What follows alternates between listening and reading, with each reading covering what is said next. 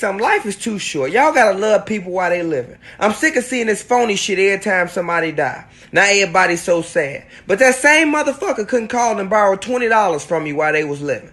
Same person that could throw a birthday party and have 8 people there, but 2,000 people at his funeral. Same person that can have 200 followers, but as soon as he died, and they got 700,000 followers. That shit's so fake to me. Let me tell you something. Something happened to me. Y'all better not do that phony shit to me. Because as soon as you get to heaven, I'm going to slap the shit out you.